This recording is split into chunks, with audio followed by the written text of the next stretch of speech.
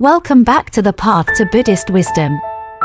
Have you ever wondered if you might be in an enlightened state without even realizing it?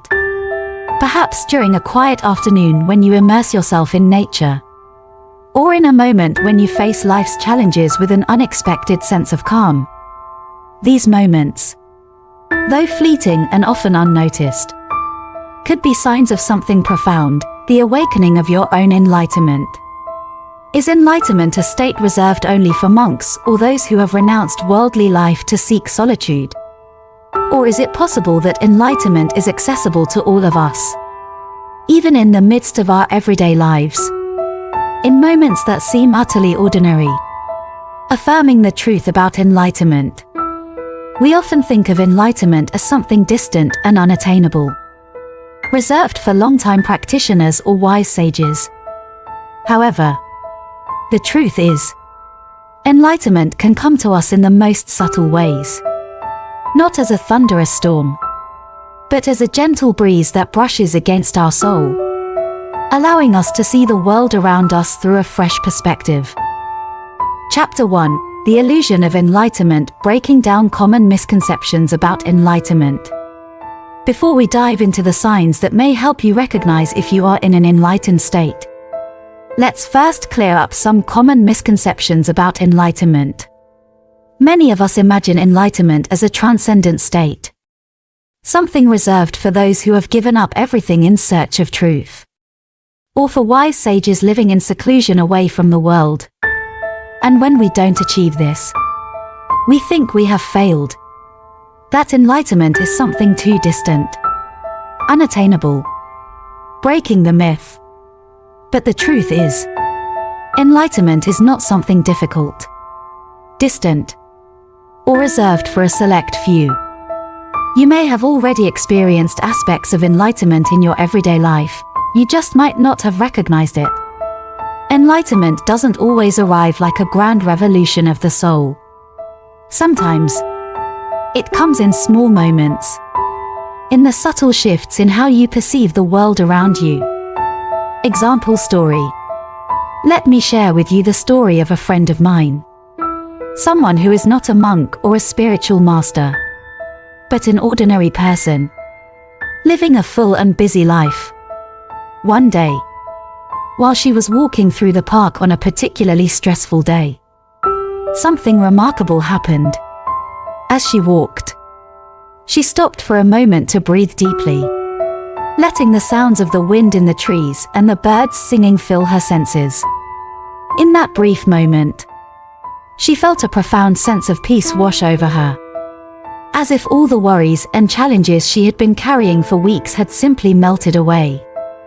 She didn't know it at the time, but this was a subtle experience of enlightenment, an awakening to the present moment. Free of anxiety, free of attachment, reflection and insight. Enlightenment doesn't always come in dramatic, life-changing moments. More often than not, it arrives quietly, in moments of mindfulness and presence. The idea that enlightenment is something only for the few or the spiritually advanced is a misconception.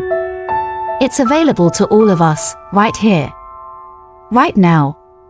You don't have to leave the world behind to find it. You just need to look within, in the stillness of your mind, and embrace the simplicity of being.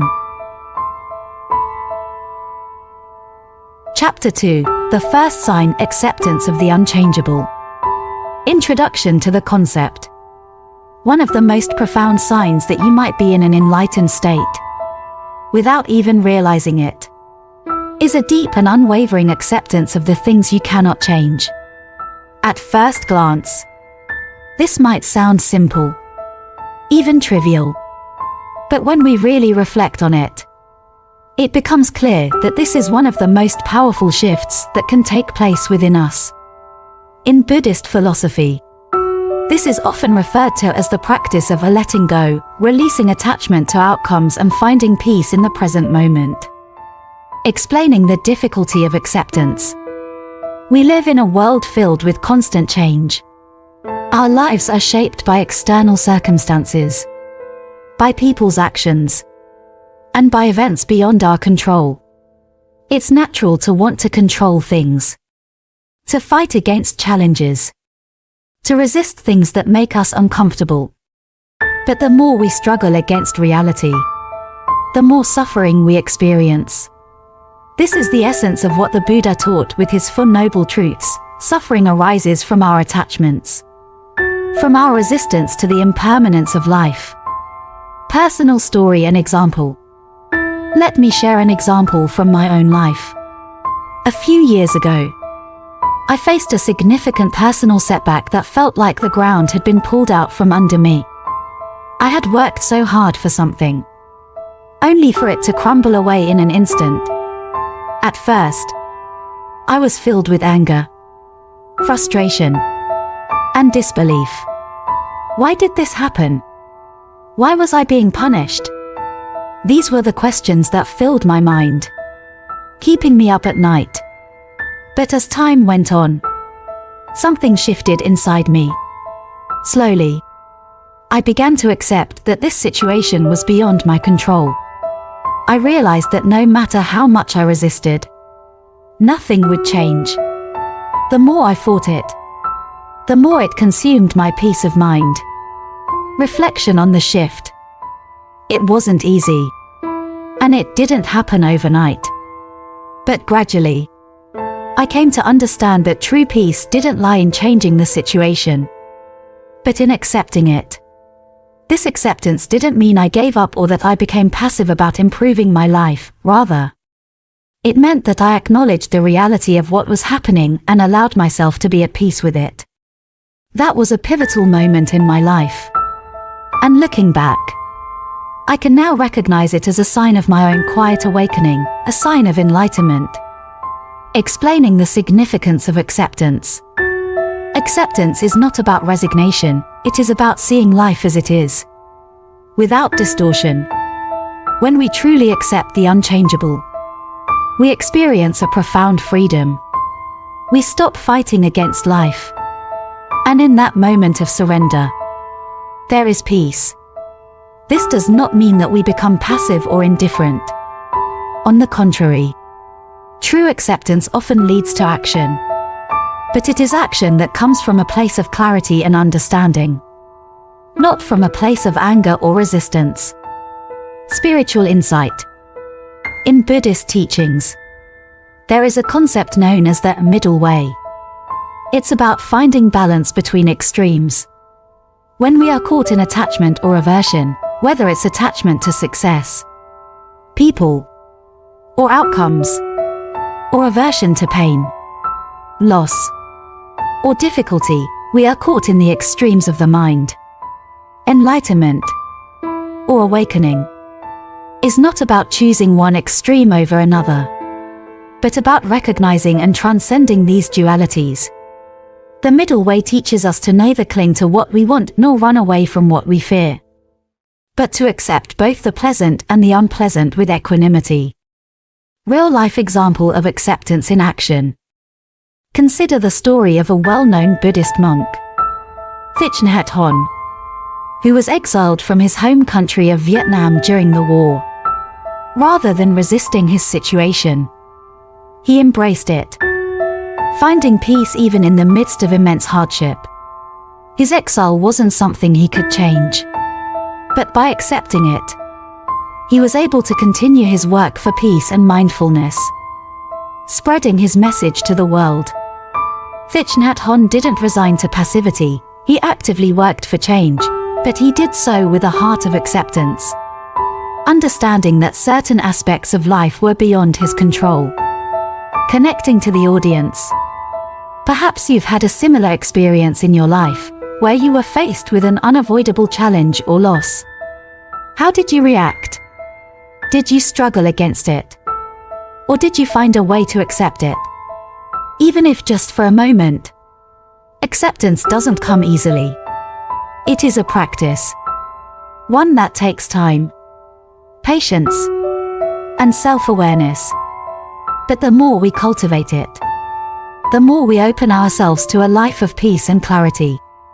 The power of surrender. When we let go of our resistance, We create space for something deeper. This doesn't mean we stop trying to improve ourselves or our circumstances. On the contrary, we still take action. But we do so with a clear mind and an open heart. True surrender is not weakness, but strength.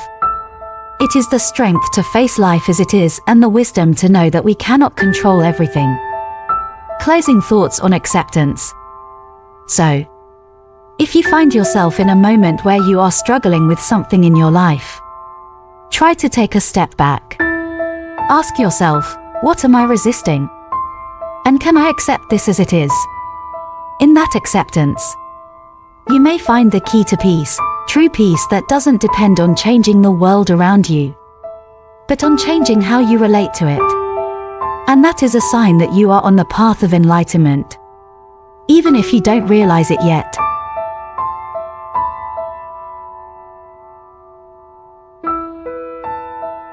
Chapter 3: Embracing Impermanence, the True Nature of Life. Introduction to Impermanence. Another powerful sign that you might be unknowingly experiencing a state of enlightenment is your growing understanding and acceptance of impermanence, the ever-changing nature of life. In Buddhist teachings, one of the most fundamental principles is the concept of anicca, or impermanence. This teaching emphasizes that everything in the universe is in a constant state of flux. Nothing lasts forever. Nothing stays the same. But instead of seeing this as a source of fear or despair, a more enlightened perspective allows us to embrace change as a natural and inevitable part of life. Why impermanence is hard to accept. We often find it difficult to accept impermanence because of our deep attachment to things, whether they are relationships, possessions, or even our own identities. We crave stability and certainty in a world that is anything but stable. We become attached to people, to outcomes, to the way things are in the moment. And when those things inevitably change, it feels like a personal loss. This resistance to impermanence is a major source of suffering. But here's the paradox: when we fully accept that change is a part of life, we stop fighting it. And in stopping the fight, we stop the suffering. This is where enlightenment begins to show itself, not in grand gestures, but in small, subtle moments of realization that allow us to flow with life, instead of against it. A personal story of embracing impermanence. I'll share another story to illustrate this. A few years ago, I experienced the loss of a close friend, someone who had been a constant presence in my life for many years. At first, the grief was overwhelming. I wanted to hold on to the past, to keep the relationship the way it was. I found myself constantly wishing things could go back to how they were. I struggled with the idea that nothing in life is permanent, especially the people we love. But as time passed, I began to shift my perspective. Instead of fighting the reality of change, I started to appreciate the moments I had shared with my friend. I began to understand that our connection, although no longer in its physical form, still existed in my heart and in the memories we created.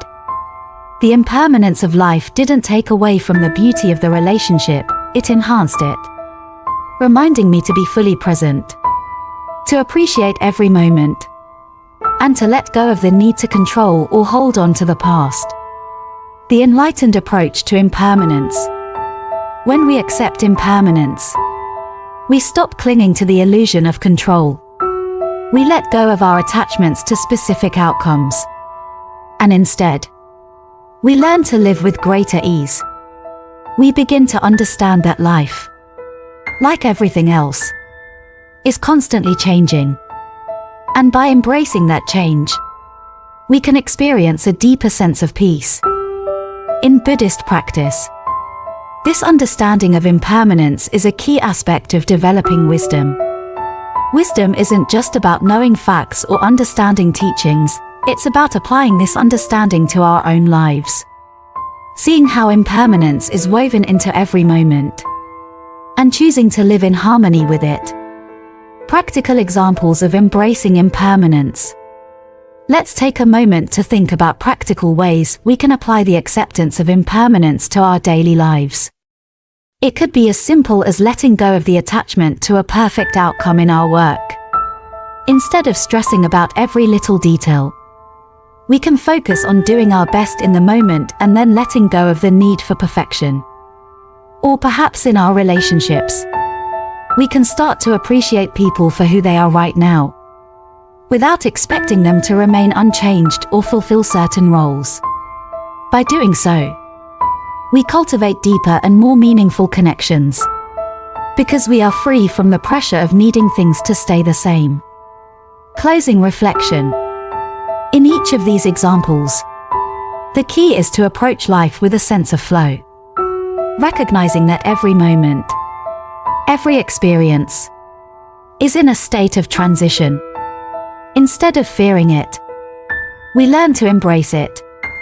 And in this acceptance of impermanence, we are one step closer to the true essence of enlightenment. Enlightenment is not a destination, it is a way of being in the world. A way of perceiving life with clarity, openness, and acceptance. When we embrace the truth of impermanence, we stop fighting the flow of life, and we begin to live with a deeper sense of peace, wisdom, and gratitude. Chapter 4. The absence of reactive emotion, finding calm in chaos. Introduction to reactive emotions. As we continue to explore the subtle signs of enlightenment, another key indicator is the absence of reactive emotion, or the ability to remain calm and centered, even in the face of stress or conflict. This doesn't mean you become emotionless or numb to the world around you. Rather, it means you are able to experience emotions fully without being controlled by them. When we stop reacting automatically, we begin to experience life with greater clarity, less reactivity, and more equanimity. The challenge of emotional reactivity. Emotions are a natural part of the human experience. When something triggers us, whether it's an insult, a stressful situation, or an unexpected event, our first instinct is often to react, either with anger, fear, frustration, or even sadness. We are conditioned to react based on past experiences, fears, and insecurities. This reactive behavior creates a cycle where emotions control us, instead of us understanding and controlling our emotions. But when you are moving closer to enlightenment, one of the first signs is that your emotional responses begin to shift. You no longer react immediately to a situation, but rather take a moment to pause, reflect, and respond with mindfulness.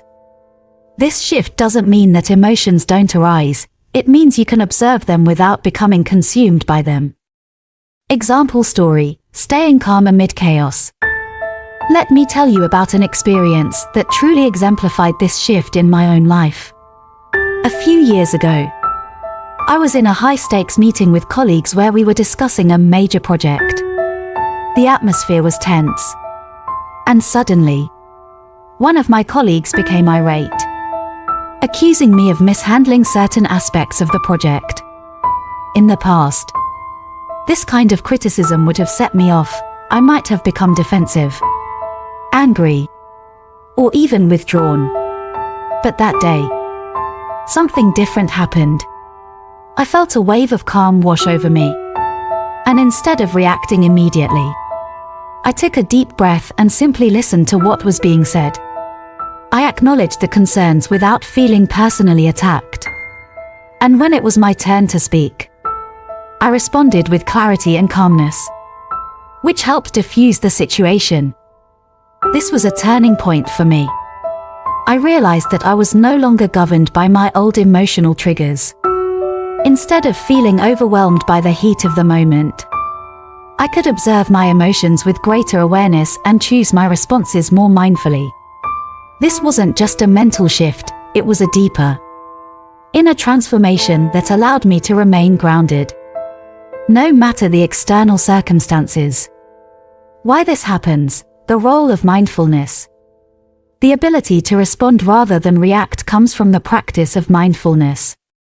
When we cultivate mindfulness, we become more aware of our emotional patterns. We start to notice how our emotions rise and fall, just like the waves in the ocean. By observing this process without judgment, we create space between stimulus and response. And in that space, we can choose how to act. This space is where true wisdom lies. It's where we can choose peace over turmoil, clarity over confusion, and calm over chaos. Buddhist insight: the calm mind. In Buddhism, there is a term for this state of mental clarity and equanimity, upekkha. This is the quality of inner calm and balance that arises when we cease to be swayed by the highs and lows of life. The Buddha taught that upekkha is one of the 4 divine abidings, and it is considered essential for overcoming suffering and attaining enlightenment. It's the deep, unshakable peace that comes when you stop reacting to life and simply allow things to unfold as they are. Conclusion: the sign of an enlightened state. When we find ourselves responding to life with calmness and clarity, rather than being swept away by our emotions, we are experiencing a profound sign of enlightenment. It is not about suppressing emotions or pretending that everything is okay. Rather, it is about understanding that emotions are a natural part of life, and learning to observe and respond to them with awareness, instead of reacting impulsively. In this state, you are free from the chains of emotional turbulence, and you begin to see the world with greater clarity, compassion, and wisdom. This chapter highlights the importance of emotional resilience and mindfulness, which are key components of spiritual growth and enlightenment. Through personal reflection and stories, the audience can relate to the transformative power of responding with calmness rather than reacting automatically to life's challenges.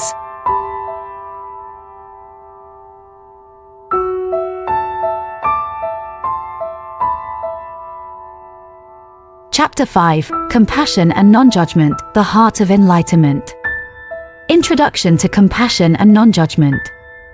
As we come to the final sign in recognizing whether you are in an enlightened state, let's talk about compassion and non-judgment. These are 2 of the most beautiful manifestations of enlightenment, and they often emerge when you are no longer trapped in the cycle of self-centered thoughts and desires. When you are truly connected with the present moment and accepting of impermanence, you naturally develop a sense of empathy for others. You begin to see people for who they truly are, not based on your judgments or preconceived notions, but with an open heart and mind. Explaining compassion and non-judgment. In Buddhist philosophy, compassion, or karuna, is seen as a quality of the awakened heart. It's not just about feeling sorry for someone or offering sympathy. True compassion is an active desire to alleviate suffering, a deep understanding that the suffering of others is interconnected with our own. Likewise, non-judgment doesn't mean turning a blind eye to the mistakes or actions of others, but it means releasing the tendency to judge, condemn, or criticize them based on our own biases and fears. It is about seeing others with clarity and without attachment to our own preferences or dislikes. A personal story of compassion. I'd like to share a story that illustrates how compassion and non-judgment work together. There was a time when I had a disagreement with a close friend. We both said things in the heat of the moment that we regretted later.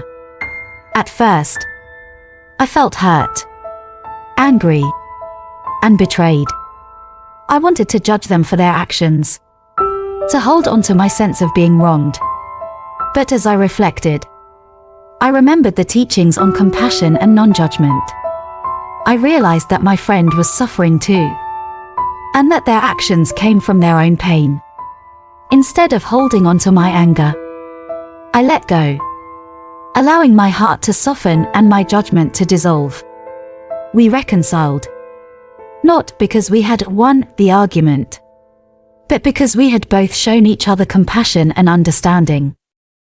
Embracing compassion in daily life. This shift in perspective is a hallmark of enlightenment. When you no longer see the world as a battleground where you must protect your ego, you naturally open yourself up to the suffering of others. And rather than reacting with judgment, you respond with kindness, with an understanding that we are all on the same journey, learning and growing, struggling and evolving. Call to action. Closing and encouragement to subscribe. If these insights have resonated with you, if you've noticed some of these signs in your own life, then perhaps you are closer to enlightenment than you realize. The path to spiritual awakening doesn't have to be a distant dream. It's already unfolding right before you in each quiet moment of acceptance, in every interaction filled with compassion, and in every breath that lets go of the past and embraces the present. Engagement and invitation to join the journey. I invite you to continue this journey with us. If you're interested in exploring more about the teachings of Buddhism, the path to inner peace, and how to integrate mindfulness and compassion into your daily life, be sure to hit that subscribe button and turn on the notification bell, so you never miss an episode. We'll be diving even deeper into the wisdom of the Buddha, offering practical tips and profound insights to help you walk your own path toward enlightenment. Final thoughts. Thank you for joining me today on the path to Buddhist wisdom. Remember, enlightenment is not some far-off destination, it's a journey that we are all on. Step by step. Stay mindful. Stay compassionate. And keep walking the path with an open heart. Until next time, may you find peace in the present moment and wisdom in every experience.